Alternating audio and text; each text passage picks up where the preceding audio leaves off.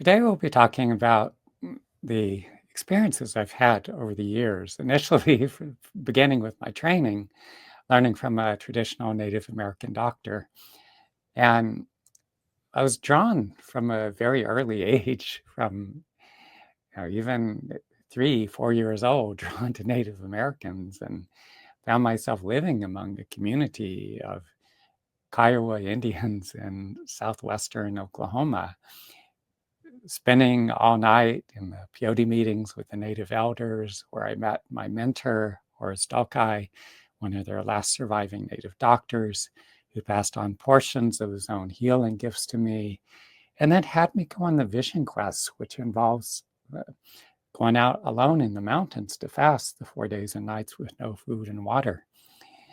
And he gradually had me assisting him, working with different individuals. I want to know how did you get interested in Native American traditions, culture, the medicine aspect of Native Americans? Where did it all start? I'm not sure where that draw came from. Or some people would say that we live multiple lives and that it could be a carryover from some other life or something. I don't know. That it could be some collective fantasy or something. Can't prove it. But again, from the time I was 3, 4 years old, Mom would have the television set on, as parents often did in those that time. And when the native people were getting killed off, by the cavalry, I would be screaming and throwing fits. And conversely, when they were winning, and I'd be like, "Get them!"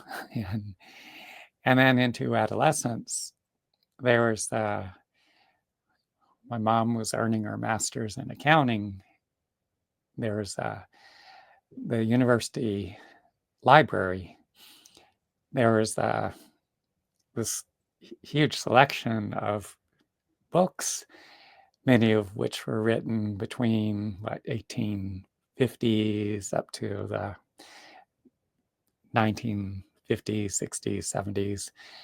And a lot of them were accounts where they wrote down what a lot of these native people were relating about how their lives had been, their traditional culture. And there were a lot of accounts of these individuals and spiritual practices, such as the vision quest and the sun dance. You'd go out and fast the 4 days and nights alone in the mountains without food and water. Or the sun dance, you're also fasting, but this is a communal practice. You're still fasting without the food and water, but you're involved with numerous individuals who are participating in the sun dance and others who are supporting in the community. And these extraordinary visionary experiences where they would have other forces or beings come to them. And you'd have these individuals who would have or see the visions, often receiving various healing gifts or other kinds of powers of one sort or another. And there were so many accounts of this, like there were individuals, for instance, who possessed the power in times of drought. They could call in the rain. And others who had a form of power, they refer to it as war medicine, where in the midst of battle, people would shoot at them. There are accounts of all the feathers being clipped out of the war bonnet some of these warriors were wearing, and yet there wasn't a scratch on their body. And I witnessed some of this power once I began to apprentice with my mentor, Horace Daukei, is one of the last surviving Kiowa doctors, his ability to seal open wounds. And some of these native doctors were reported to, like if someone was wounded in battle, they could extract the projectile, the bullet or the arrow, and they could seal the wound in a matter of minutes. And there were a lot of extraordinary, I'm not sure the right word, feats or capabilities that these individuals would, or miracles, whatever these individuals would perform. And so those of us who work in this capacity, we work as conduits, allowing these other forces or beings to work through us to facilitate healing that wouldn't otherwise occur. This may sound very far out. It's not something most people in our modern day, what to me, I think it was Wonder Bread culture, because a Wonder Bread, white bread, devoid of nutrients. It's this refined food substitute. But living among indigenous peoples, like I lived among Native American, several tribes, Kiowa and Kiowa, Apache, Comanche, or to the south, and Cheyenne, Arapaho to the north, and then living out on the Navajo Indian Reservation, and later spending time in India and Sri Lanka, going native there, staying out in the villages at times, and even spending time in China. There are these esoteric traditions that have, a lot has been lost, but there's a lot of these practices that have been passed down over hundreds, even thousands of years, where people spend their lives doing hours of intensive daily practice, and they develop these extraordinary gifts and capabilities that are far beyond the range of what most people even consider to be humanly possible. And but again, they're going through these various they're doing the practices, for one, like training with the master from China, which I did for about 17 years. And you'd be doing hours of intensive internal Qigong practice. The Qigong is the energetic, you're drawing the life force of the heavens and the earth into your body. It's doing like a process of internal alchemy. If you're in India, there's the pranayama, kundalini kinds of practices that you would do. For instance, among Native Americans, there's other sets of practices like going through the vision quest, as I mentioned, where you're out fasting alone in the mountains the 4 days and nights. And into my teens, again, first I was hearing about these Native American doctors and thinking at 14, if I'm ever given the opportunity, this is what I want to do with my life. And there's also the sense that is this all there is to life? I was seeing the lives that people were living. And it's like, this seems boring. And it's just, what's the point of this? But by the time I was 17, I'd taken off on my own and landed in this community among the Kiowa people and was attending the peyote meetings, and where I met my mentor. And I was terrified. And he'd say, well, you're white. This can only work for people who are born native. Good luck there. And but I was shaking when I asked him, will you teach me to do what you're doing? And he just says, what are you doing this weekend? Can you start fasting? And I'm still shaking. And yeah, sure. And so I go down, sitting in the Wichita Mountains in my car, not eating the next 2 days and nights. And that was his way to determine if I was truly serious. And then he instructed me when I came back a few days later. He said, come on out to New Mexico. He's living on the Navajo reservation with his wife and children. And then I began to assist him as he would work with people. And at various points, he would transmit portions of his own healing gifts to me. And when you do this, you do these transmissions, the force was so profound, so powerful. And again, this is getting into this realm that beyond where, like I said, there's a lot that people, beyond the realm of what people think is even humanly possible. But my mentor would take objects like the end of a feather, and he would physically like project it into my body. I would go into something akin to a seizure. He'd have someone standing behind me with their hands on my back to hold me up. It would knock me unconscious as he would do that. So that was the initial transmission, but then he'd have me go through the vision quest, the fasting without the food and water, typically 4 days and nights fasting. And then, gradually, I'm assisting him and slowly starting to work on my own. And then into my 20s, there was this lost in the desert period. When I started my own work, as that power began to awaken within me, so much of the trauma that I carried from my own childhood and adolescence, it was like pouring hydrogen peroxide into an infected wound. All that was coming out, and I was consumed by it. And it was incapacitating at times. I didn't have any real guidance or instruction.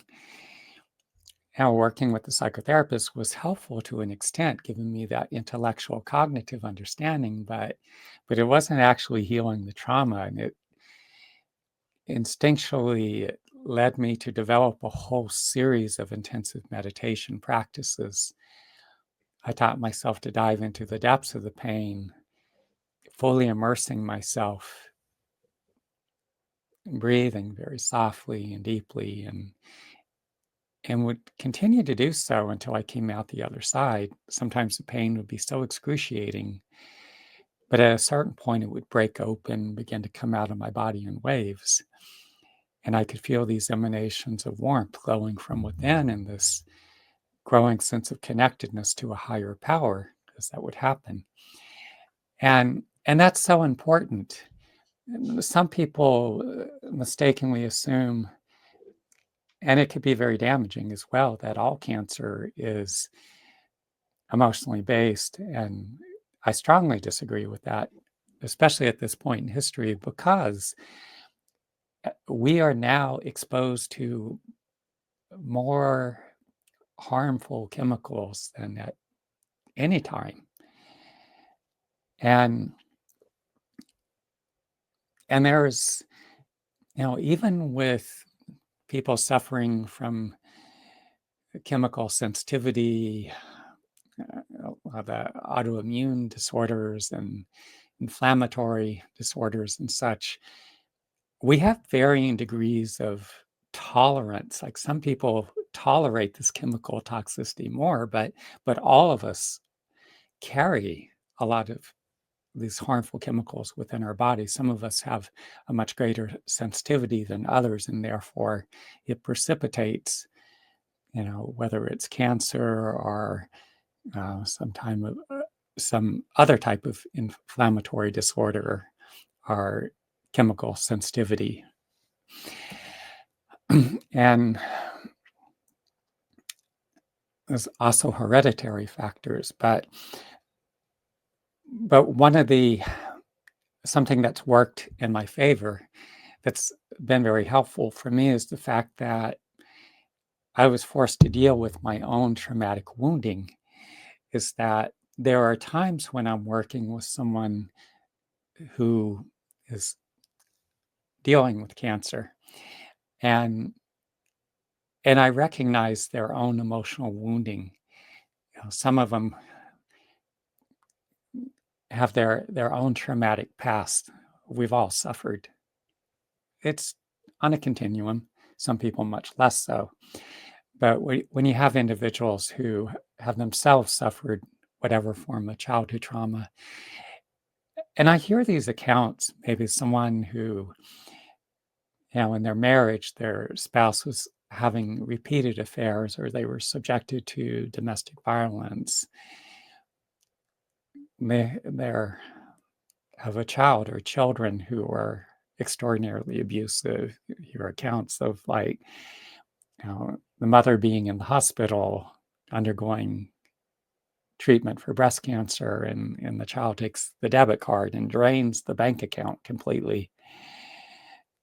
Abuses like this, and they're subjected to verbal, emotional, and sometimes even physical violence. And so I'll be working with these individuals and addressing these issues, helping them to process or digest their emotional responses to the suffering that they've endured. And it, as much as possible, helping them to clean up their lives. Sometimes relationships are complicated. You can't always just eradicate everybody from your life who is a source of toxicity, but to the best of their ability to establish healthier boundaries.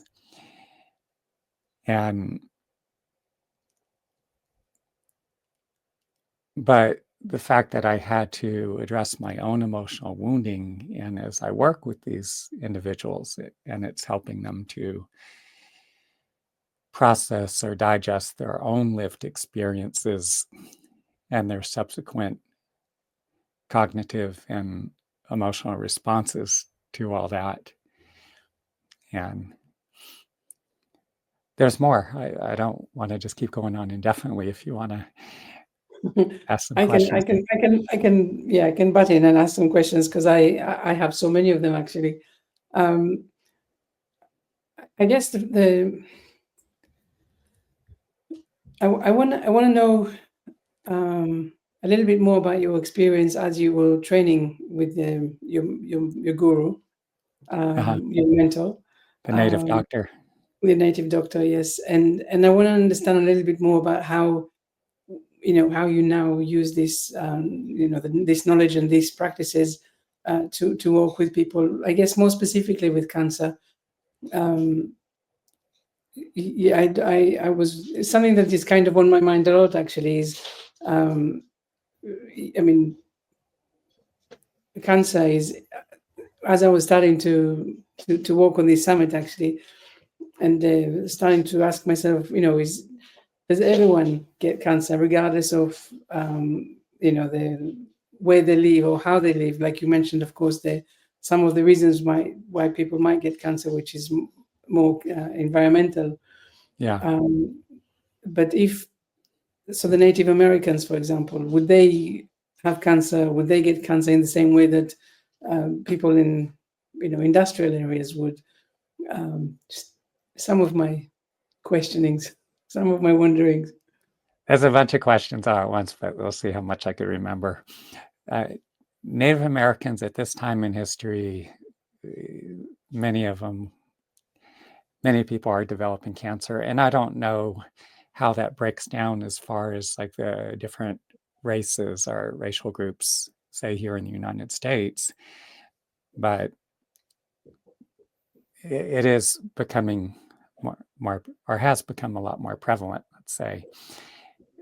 In centuries past, and I think the same among the, say, Caucasian, the white folks. From my understanding, it wasn't that prevalent. It's just the frequency has increased dramatically. I guess it's like you said, right? Everyone is going that way nowadays. I guess it was just a question in my mind. It's like, was it there? Like we said before we came on this call, we were talking about how maybe the Native American communities didn't have, they were not immune to all these the white diseases, right? Because they didn't have them, and all of a sudden we brought them over. So they didn't have the natural way of dealing with it, of being immune to them. The Native American doctors, what's commonly referred to as medicine men or women, among the tribes, they were commonly referred to as doctors. Now, all indigenous peoples had their own traditional forms of medicine. And they were extraordinarily powerful. But every form of healing, every modality has its limitations.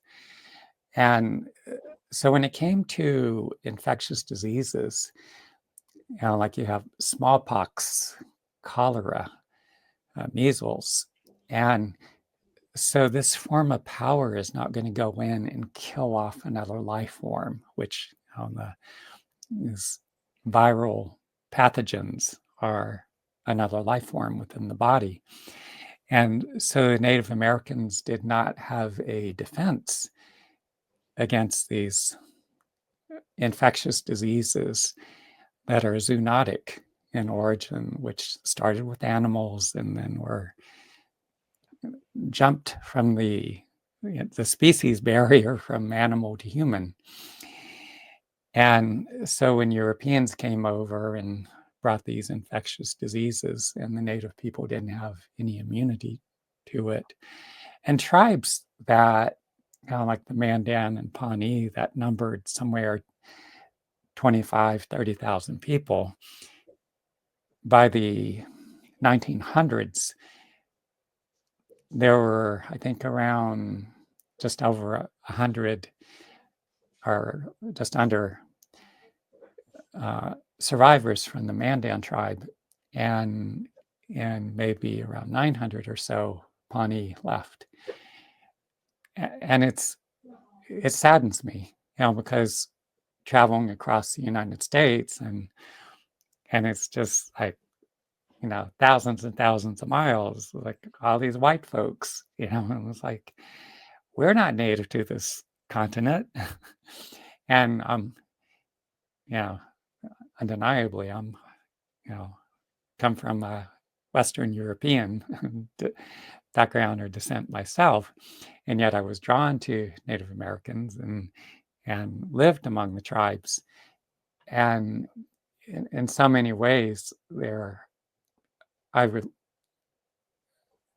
many ways I can relate to Native American people that I struggle to relate to a lot of people in, say, our dominant culture, the ways of thinking and value, and especially you see a lot of the insanity that's played out politically. And I often wish we had a lot more people of color here, of different nationalities. And Native Americans I found to be extraordinarily intelligent people. There are the issues with alcoholism and you find this among many indigenous groups of people that were not exposed to alcohol, that there's a much higher susceptibility because they hadn't developed that tolerance over the many centuries there. Genetically, they hadn't adjusted to it. And you see it among Australian Aboriginals and Tibetans, you even see it in India, Sri Lanka. A lot of these people are highly susceptible to becoming alcoholic, because it wasn't as much a part of the culture. But Native Americans I find to be, again, very intelligent, very progressive in their thinking. And so there is a grief for me to travel across the country in this sense of emptiness or void, because so many of these people I feel should be here. At 1900, there were maybe just under 1 million Native people left. I think it's up to 3 now. But training with my mentor too. Again, he would transmit portions of his own healing gifts to me. He would have me go through the vision quest. You go through the vision quest partly to earn the right to work with these gifts of healing. And you can't just take that gift and run with the ball, in the sense they say it doesn't quite work so well for you if you do. And but the other thing is, like, I missed a number of years in my 20s, but when I started going back, I felt a very powerful pull to return to the Wichita Mountains in Oklahoma. And going up there on my own, and during especially like the 4th night, and I would feel these other forces or beings literally descending into my body. And at times it would be like a near-death experience. And I would have portions of my life flashing before my eyes, reliving. Often they were traumatic events from my past, many of which I'd completely forgotten about.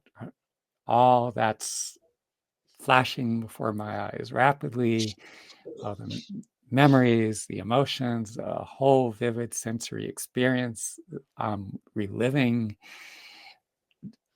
And I could feel these forces or beings helping me to literally digest, to assimilate my lived experiences, all the emotional responses to that. And I come out the other side feeling much freer, much lighter. There was so much that I endured over the years that, I started going back to the mountain. It was 1993, and I've been going consistently in the spring and fall. And so you can do the math, twice a year since 1993. And so time and time again, as I go and I feel this presence descending into my body, and I'm digesting more and more of my past, I'm digesting even more current experiences, because we all go through a lot of adversity. And to do this level of work in our present day world, there's a lot of resistance. And a lot of that stems from the fact that we live in a culture that teaches us to disconnect. Don't go there, don't feel that, deny it, it doesn't exist. And so a lot of people can be very resistant to, they don't want to feel, they don't want to acknowledge what's happening, disconnect from it, suppress, bury that. And yet, when we carry this profound emotional wounding within our bodies, and whatever we don't heal continues to live within our bodies, often we disconnect from it. Now, from a Taoist perspective, again, I train with a Chinese master as well. They say that when we get to the end of our lives, the parts of us that are carrying the trauma, the emotional wounding that we haven't healed, when we leave the body, these parts of ourselves are so heavy that they can't go out with us, and that we end up leaving parts of ourselves behind. And so, from my standpoint, I feel it's crucial that we do the work that's required to take these parts of ourselves where we suffer these traumas, the emotional wounding, and that we thoroughly digest and assimilate. We transform this wounding. In doing so, it facilitates this profound healing, this transformation within us. We evolve. And because when people are so disconnected from their own emotional wounding, and you see a lot of the dysfunction in our world, a lot of the wars, other forms of violence, the abuse of children and animals and all that. And it's a reflection individually and collectively of a lot of the, again, the wounding, the suffering, the fact that when we're so disconnected, we're more likely to reenact those abuses in the world, the destruction of the planet, of the environment itself. And so I feel we each have a responsibility to do the deep internal processing to heal these profoundly wounded aspects of ourselves. Going back again, when I was training with my mentor, he would have me assisting him, working with the people that he was assisting. And one of the first incidents, there was a man who was left paralyzed from the waist down. A piece of heavy equipment turned over. He was pinned underneath, and he had blood clots forming in his legs. And so my mentor had me working with him, and the native doctors, sometimes they would do this thing where there was using suction, sometimes applying their mouth are sometimes using the end of a buffalo horn or something. Some instances, they'd make little scratches on the skin with a sliver of glass. Way back there, maybe a piece of flint or something, but are just sometimes without. But I remember he had me doing that and actually extracting the blood clots from the back of this man's leg. And I remember being in absolute shock seeing the blood clots come out. And the fact that it worked, how did this happen? and I didn't continue that one practice using that suction because that was around the time when HIV/AIDS was becoming, was exploding, and with that,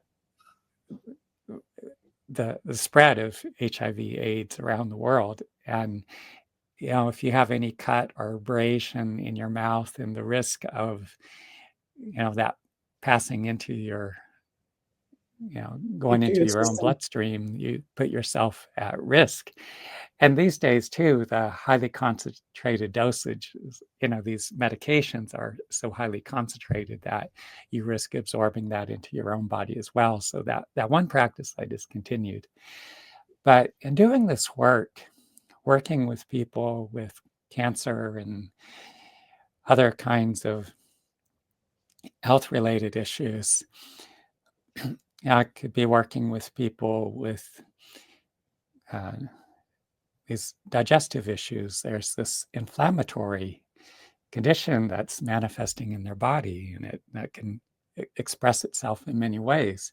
So those of us who work in this capacity, we work as conduits, allowing this extraordinarily powerful presence to descend into our bodies, to work through us.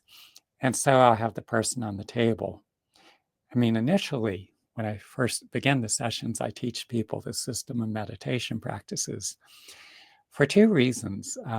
One is people's bodies can be so armored, have so much stagnation, because we're living in a time we're so stressed out, we're on sensory overload, and people are more disconnected from their bodies in many ways. And they're holding all the stress and the toxicity from all the stress, all the emotions that accumulate. With that stress and stagnant emotion in their bodies, that impedes the function of cells, the organs. And so the body's not able to, the cells don't work as efficiently, or the organs. It doesn't cleanse itself as readily. The physical toxins from diet, garbage diets, the unhealthy foods many people consume, the chemical toxicity. So a lot of this is accumulating in the body. So I teach people these meditation practices, and it activates the body's own innate healing intelligence. And so engaging this healing intelligence, the body can begin to do a lot of its own healing and cleansing, processing, digesting the once lived experiences and subsequent cognitive and emotional responses. But it also makes the body a whole lot more receptive to the main part of the work we do on the table. Now, the practice I teach people as well, or series of practices, it's also homework, because when people do the practice beforehand, it makes the body more receptive. They do the practice afterwards, they get a lot more mileage out of the healing sessions. It can continue to work for much longer and more effectively. When I have these individuals I work with on the table, again, those of us who work in this capacity, we work as conduits. So this presence descends into my body. And some people, as I'm working with them, most people, I'll say, will feel this presence working within their body. Some individuals describe feelings or sensations of hands going into the body doing reconstructive work. And there's a lot of it that goes beyond my understanding. I can't say I fully comprehend it. I don't, but what I feel happening and what other people indicate to me, what they describe as well, is that, say, if someone has cancer, for instance, there are many instances where it's this cancerous activity, these cells go into remission. It somehow beats it back, and it changes the nature or the activity or that process that's occurring. And so I've worked with numerous individuals over the years where the cancer would go into remission, and I've had people stay in remission for indefinite periods of time,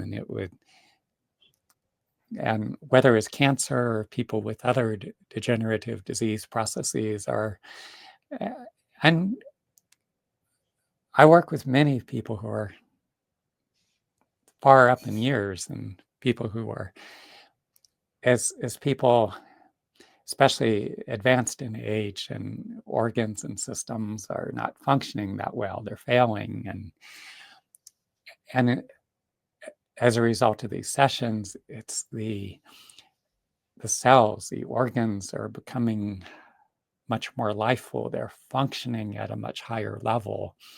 It's drawing their soul, their spirit back into their body, building that foundation so that they're firmly rooted in their bodies. And I'll watch these individuals who are very contracted, and their bodies were overwhelmed by all that stress and toxicity and stagnation, and it's cleaning out the cells and the organs. And again, they're present in their bodies, and organs and systems, cells, everything functioning at a much higher level. And I watch these individuals, and it's extending their lives years, 5, 10, 15 or more years. And one man, and sometimes you see people with, they're barely hanging on by a thread. This elderly Jewish man that I first saw in his mid 70s, and there were a couple of times where he seemed like he was really close to checking out, and part of me is like panicking a bit. It's like, oh, we gotta do something, and he was consistent, kept working with me, and he ended up living to like 96. I saw him until we moved out of senior housing. A much younger brother took him. He lived with his younger brother for a while, his son. And this man is Jewish, and yet his son is living in India. The son came, brought him over to India, and he spent his latter years somewhere around Mumbai. And I saw a video where he was actually playing piano there. And can I ask? So you say, I mean, when you describe these, these methods, like you say, some of the healing powers or the healing gifts were given to you or initiated within you, by your mentor, and then the things that you are describing, they sound like really miracles and things like beyond my comprehension of what it's like.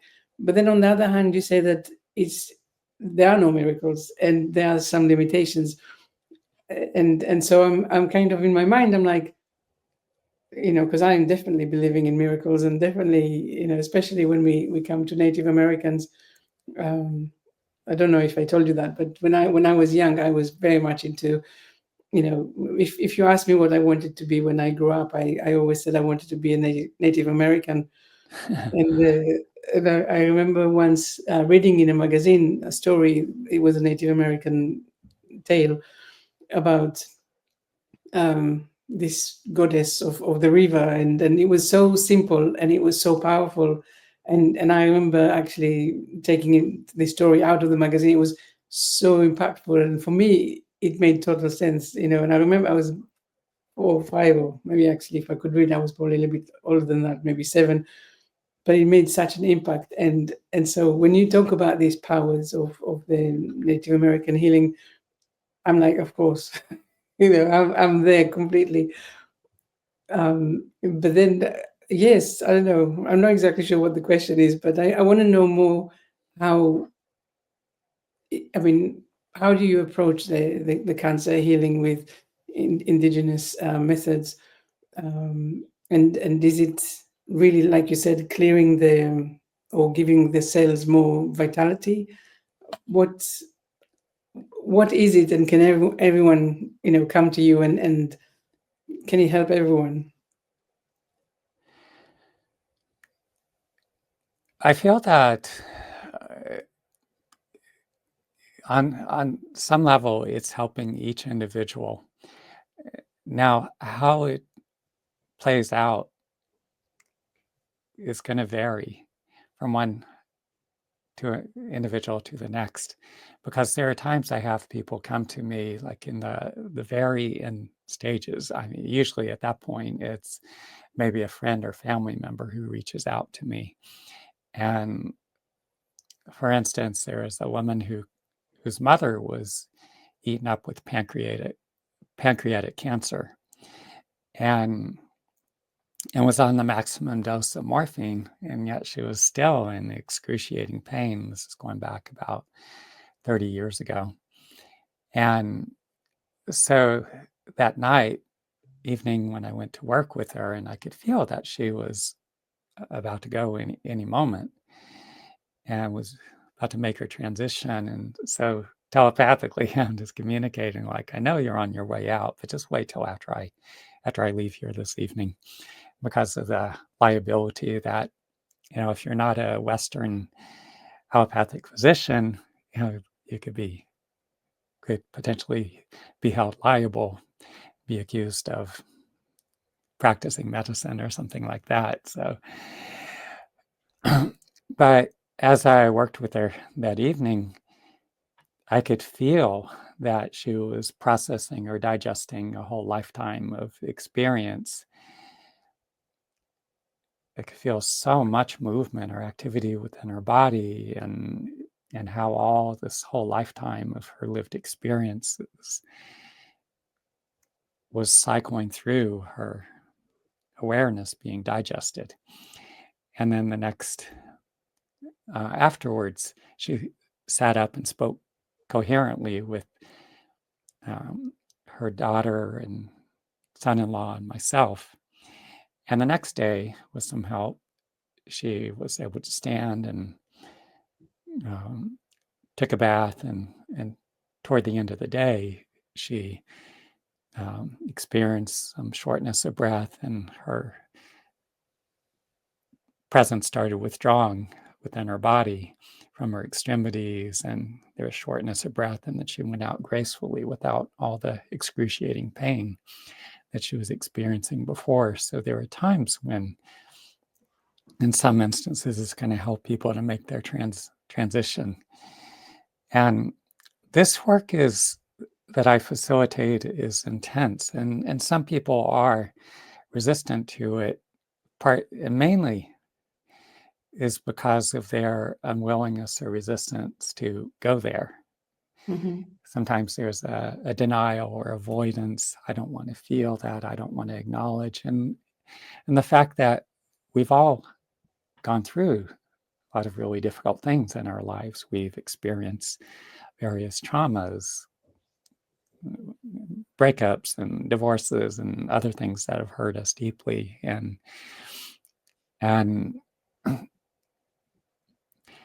other dysfunction that we've lived with for years, for decades. And so it takes a certain courage for an individual to go there. And yet it's so essential, because we cannot truly heal. Now, there are healers, and like in the Philippines, for instance, there are these healers that are extraordinarily gifted or powerful, and they can reach in and they could actually physically extract tumors from the body or cancerous tissue. and yes, that can be very helpful, especially under someone's in the emergency crises situation there, and it can save a person's life. But the fact that they haven't necessarily dealt with the underlying cause. And so there are many instances that these conditions, whether it's cancer or some other degenerative health-related issues, would remanifest. Whereas the work I do is more thorough in the sense that it's taking them to deal with a lot of the underlying causal factors. And and again, as I work with people individually, being a conduit, as I have people on the table and that presence is working through me, and then it's going in. And as I described before, presence is working on a multitude of levels. On a physical level, it's taking what's going on within the body, that activity, these cancerous cells, and it's changing the activity or the nature of these cells. And so that aggressive activity of that cancer, it would stop, it would go into remission, it would beat that back. And I've had a number of individuals where they would stay in remission indefinitely as we were working. And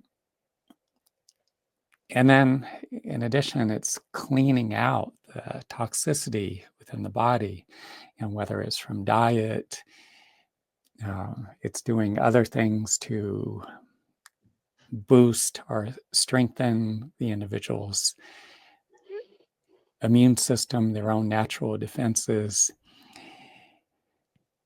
And then also working with them on that emotional level to digest that history of their lived experiences, whatever traumas they've suffered, whatever current stresses are occurring in their lives and their emotional responses to it. So it's working on all these levels simultaneously to build them up so that their body, their mind, their entire system is much stronger, much more resilient. Does that answer? Did I cover everything there? It does. It does. Thank you. Because I was wondering what you said earlier, right? About that you give people the homework to do meditation and to really go to this emotional place. And I was just wondering, so what does the session actually look like? And is it a one-off session, or is it a series of meetings that you have? How would that normally work? The individual sessions, I usually start, there's some dialogue. Often we start over the phone. They're sharing with me what's going on with them. And then once we meet in person, I scan the body. I'll have them stand in front of me. I hold my hand in front of the body, and I can feel a lot of what's taking place physically, how the cancer or other health-related issues are manifesting within the body. I can feel the kinds of issues they're struggling with, how they're coping emotionally, the specific emotions they're feeling, what resources they possess. That could be in terms of the body's own ability to contend with the cancer, as well as there are various coping resources that people have, or resources to be able to function in different areas of their lives. Many people, there are profound deficits in terms of people can be very limited in their ability to function in many contexts of their lives. And impeding their ability to provide for themselves or to function in relationships. Maybe they repeat various destructive patterns in their relationships, and a lot of these patterns are deeply entrenched, and there's all the suppressed or painful emotion they haven't processed that are often the driving forces that are, and much of this is operating from the subconscious. They're not accessing these emotions on their own, they're not processing them, and so it just keeps them in this destructive cycle. And a lot of it, the drama playing out in their life and the health related issues that are manifesting in their bodies, all this stuff is intertwined, it's all connected. Yeah. And so initially there's that observation, and from there that gives me a lot of insights, like, okay, here's where we need to go. And so then I begin to teach them these practices. I have them sitting up in a chair, provided they're capable of sitting up and they're lucid, they're conscious, because sometimes I work with people, maybe a family member or friend arranges the sessions, and if they're not conscious, we just go right to work on the table. But I guide them through these practices, and it's essential because we need to be able to engage our body and mind's own innate healing intelligence to digest our lived experiences and to maintain our health and and deepen our connection, become more embodied, become more present. And then the main part of the work, that's where I have them resting comfortably on the table, fully clothed. And then as I rest my hands on the body, that presence works through me. Many people will feel that this presence working within the body, they feel actual movement taking place within the body. This regenerative process that's taking place as this presence works within to cleanse the body of toxin, and it's going through this process of reparative process. It's healing damaged and diseased tissue, and some people actually feel the sensations of hands working within the body. They describe it saying that it feels like actual surgery taking place.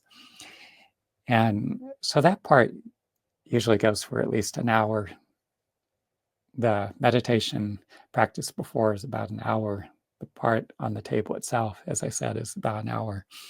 So I usually spend about 3 hours per session. It's pretty lengthy, but that's typical. A lot of the native doctors' practices were pretty extensive. And among the Navajo out in Mexico, Arizona, they would facilitate these ceremonies that went for multiple days and nights. Very elaborate. And so it does require some patience, I'd say. It is very much a process. You think about how we go through our lives, and there's such a profound lack of understanding of our bodies and minds and its internal processes, and this resulting disconnect. And so we experience a lot of these stresses, stressful life events, and maybe traumas and losses we've suffered along the way. We have our emotional responses to that, and a lot of that just builds up over the course of our lives. We haven't learned to work effectively with our emotions. And so there's this backlog, and there's often this profound disconnect. We're so far up in our heads, operating primarily from our conscious mind, a small range of our conscious mind, and yet there's all this operating from the subconscious in the background, and the subconscious has a lot more volume, force, or power, Mm-hmm. and so it's operating outside of our, we don't quite have access to it. And so the more as we work with the practices, as I teach, for instance, is bridging this gap between the conscious and subconscious mind. And so there is a greater ability to affect change within your body and mind and within your life. But there's also, as we work on the table, then we're going deep within to the body and affecting this profound healing and transformation within the mind, within the emotions, change within the body. And this goes far beyond. There's a lot of what they call energy work. And these days it's commonplace. People go through 3-weekend workshops and call themselves master healer. And it's not that I want to diminish or put anyone or anything down, but it's just, it doesn't come anywhere close to like the gifts that a lot of the indigenous healers have possessed for thousands of years, where they have these other forces or beings working through them that would facilitate healing that wouldn't otherwise be possible. The indigenous peoples, they understood this. And you have Native Americans, for instance, and they're living out in the wild, and they didn't have access to all the modern medical interventions, and people that developed pneumonia from exposure. You can be caught out in the elements, and or there's someone would be wounded in battle, and you have these doctors that possess healing gifts of a magnitude that they could extract the bullet or arrow and they could seal the wound in a matter of minutes. And so you have this profound gifts of healing, and that's something that's very much missing. As time has gone on, much of this has been lost among the Native Americans for a number of reasons. The children were taken from their families and put in these residential schools, and they were subjected to horrific abuses in many instances. There's another article that just came out within the past week or so in the Washington Post, documenting like thousands of Native American children who even died in these schools. And so there's this mass collective trauma. And a lot of the Native doctors, they desperately wanted to pass these gifts on because they knew that they would cease to exist. But the children were taken at such an early age, and by the time they came back, a lot of them weren't willing to. They had internalized so much of the trauma and just wanted to forget their own heritage and assimilate into the dominant white culture.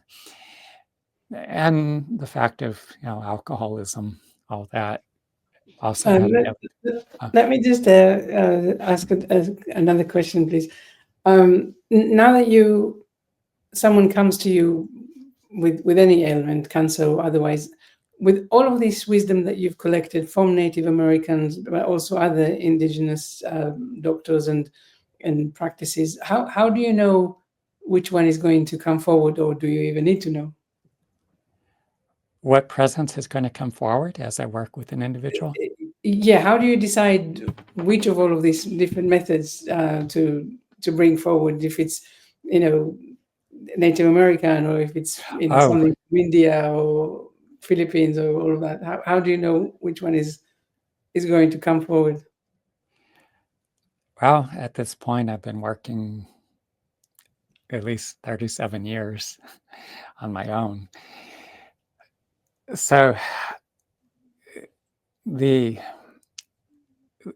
initially, as I said, I'm scanning the body, teaching people these practices because I understand how important this is that we all digest our lived experiences and we engage our bodies and minds' innate healing intelligence. And so each time as I work with an individual and they're on the table, I just open up. The fact that I work as a conduit, and there was the initial transmission from my mentor, the native doctor Horace, who trained me. But the fact that I've gone through dozens of vision quests, and each time I go through these vision quests, not only has it, I would feel these forces or beings descend into my body, and I would be digesting whatever past traumas, other lived experiences, even current events, but receiving other gifts of healing, what the native people often commonly refer to as medicine.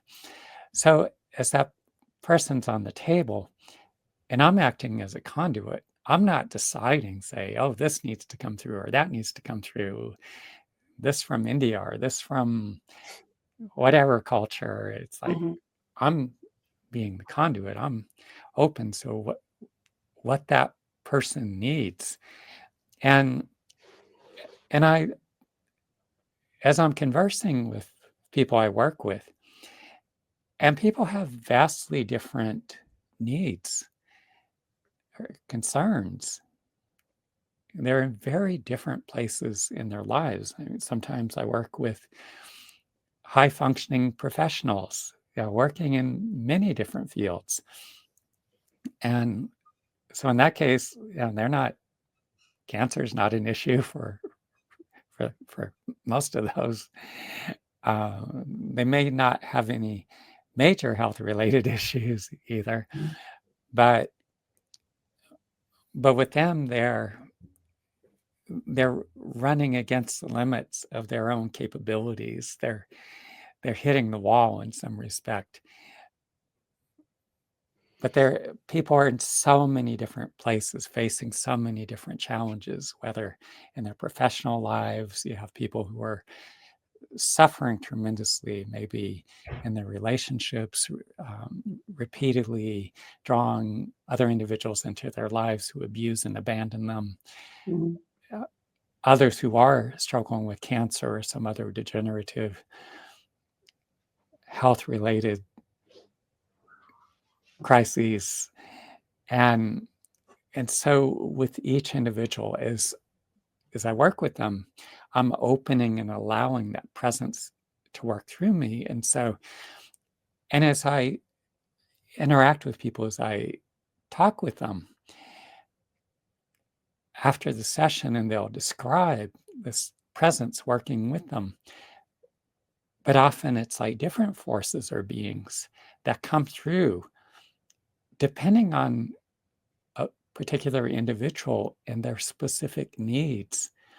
And sometimes even that same individual from one session to the next, it could vary tremendously depending on which specific issues we're addressing at a given time. Does that make sense? It sounds fascinating. It Yeah. really does. I'm like, Yeah.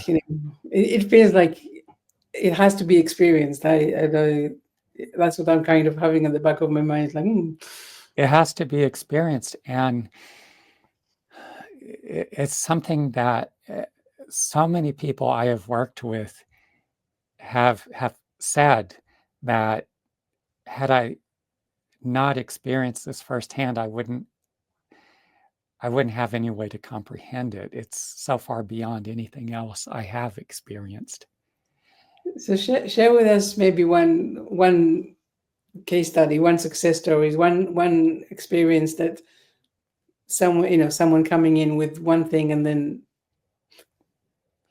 I don't know, miraculously, completely healing themselves by the end of the session. This is the kind of stories that I like. Maybe Wow. it's not possible, but this is just what I'm imagining. Well, it's not a one and done deal. The wounding that people carry and the physical health related issues that manifest in people's bodies take form over years, if not decades.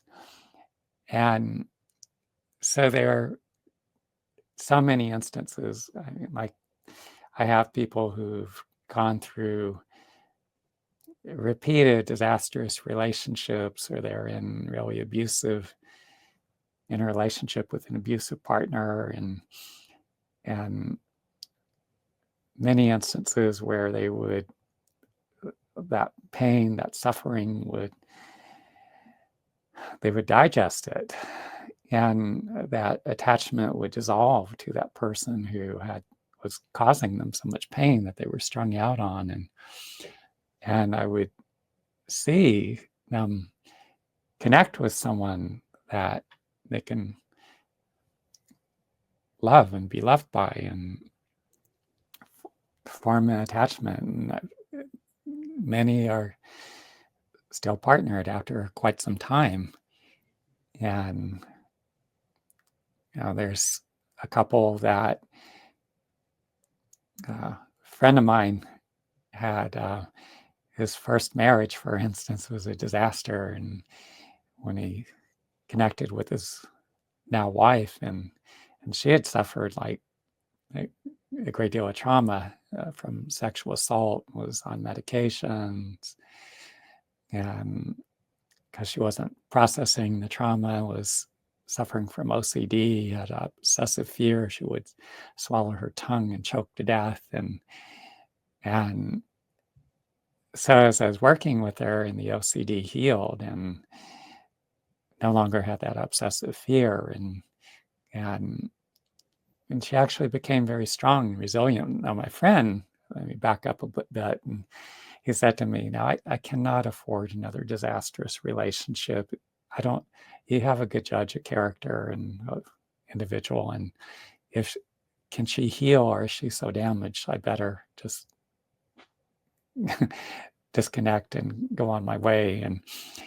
And so as I worked with her, and as I said, that wounding healed, and she became very strong and resilient. And they've been together over 20 years now, and have a son that's, I think, close to graduating from high school at this point. And so there are many examples like that. And other instance where, one man was experiencing ulcerative colitis, is passing blood in his stools, and in a great deal of physical pain. In 5 or 6 sessions, he's no longer in pain, no longer passing blood in his stools. And one woman experienced IBS, and she had an enormous amount of emotional, psychological trauma. And there's a tremendous resistance for her going there. Like, she didn't want to deal with the emotional component. So in her case, it took far longer. I think like 1.5 years. Whereas I've had other people, like the man with ulcerative colitis, it was like 5 or 6 sessions. And this woman, because she wouldn't do the emotional work, as I said, it took much longer. But before, she'd be in the toilet multiple days a week with uncontrollable diarrhea and becoming emaciated, and pretty dangerous. And then after working with her, she got to where she could, instead of being limited to rice and sweet potatoes and banana and squash, a few items her body would tolerate, she got to where she could eat pretty much anything, and was actually gaining some weight. And it's like, oh, I have to lay off the cake and ice cream, or I'm going to get pretty chunky here. And so,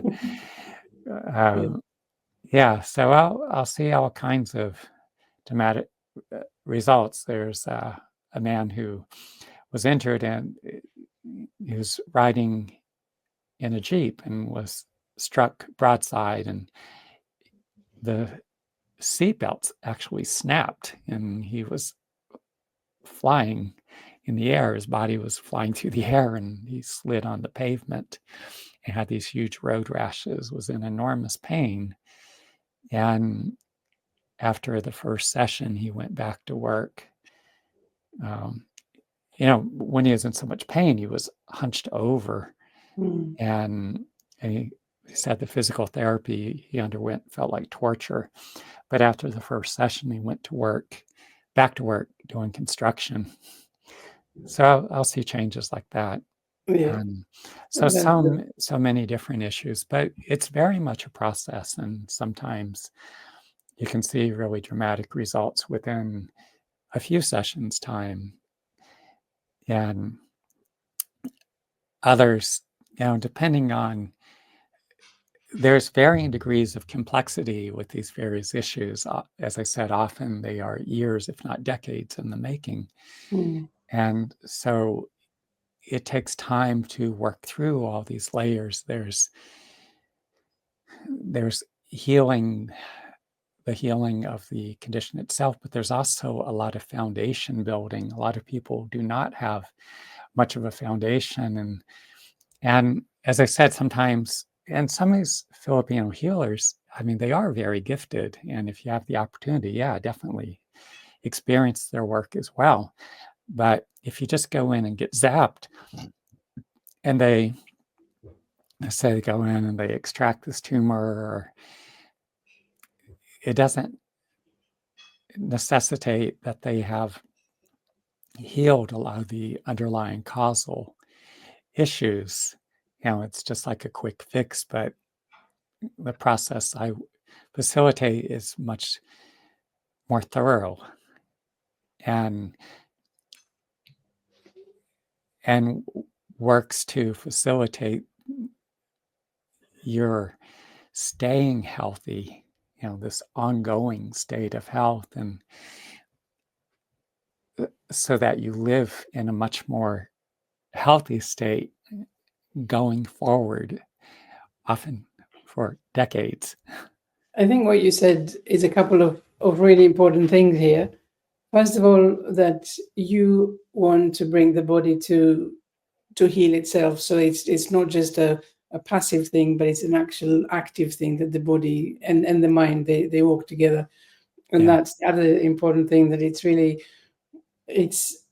how do we understand the emotions? Do we allow ourselves to go there, to really open up, and not kind of keep the elephant in the room, and say, well, I want to heal, but I'm not going to that source of the problem.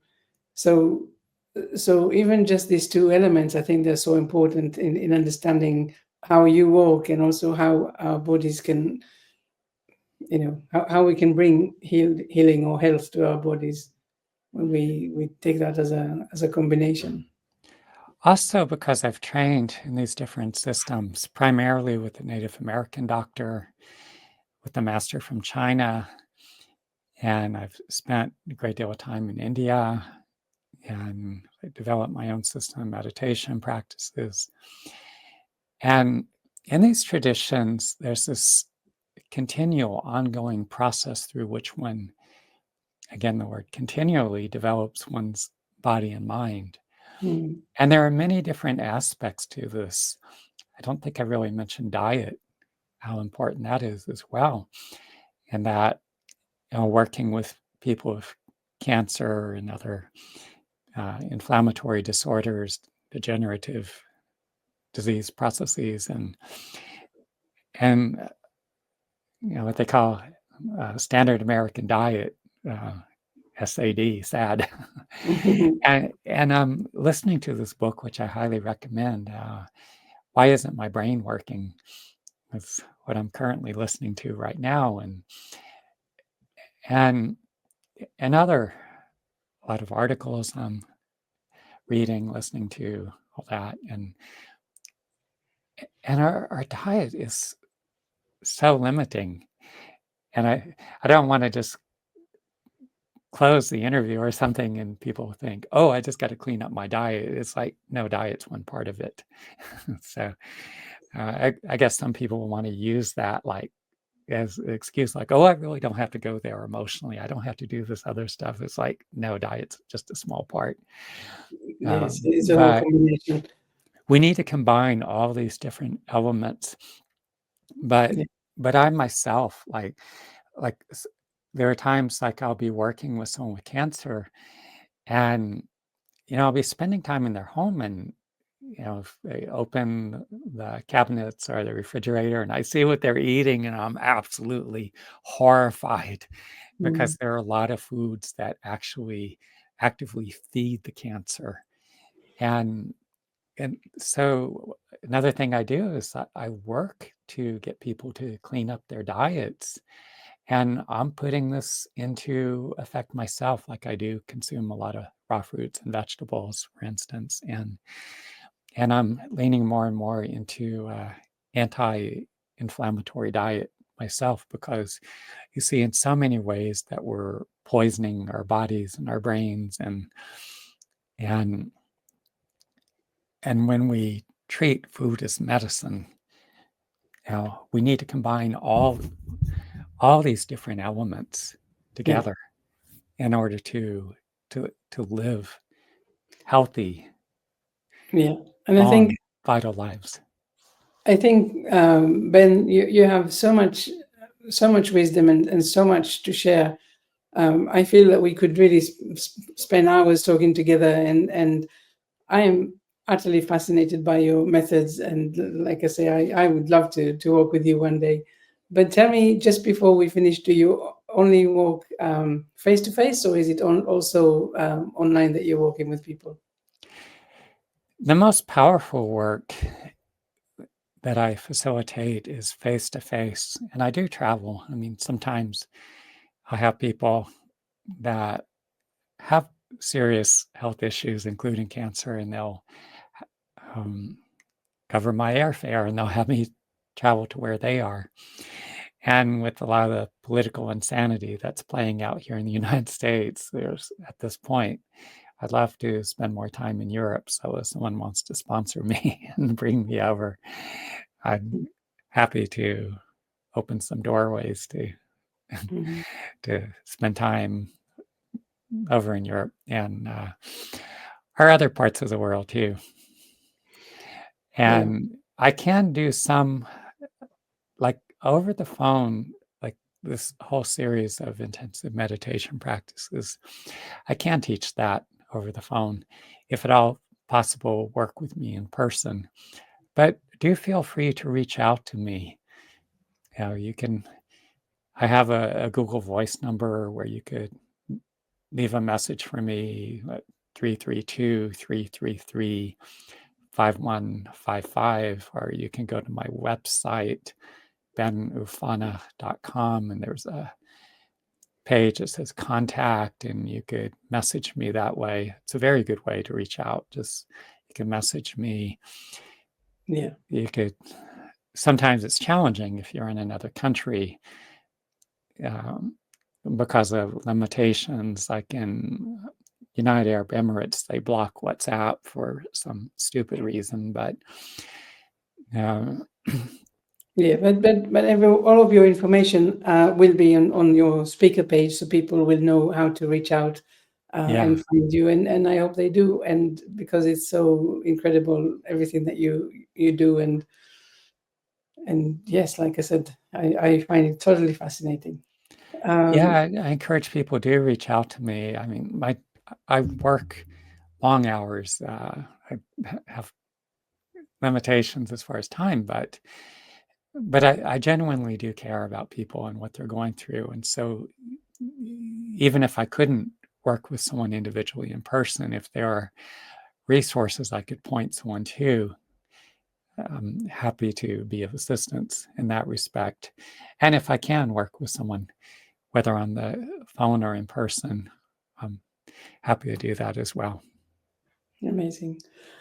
Ben, thank you so much for being here with us today. Thank you for sharing everything that you do and a little bit about your approaches. I really enjoyed talking with you. Thank you so much. Thank you very much.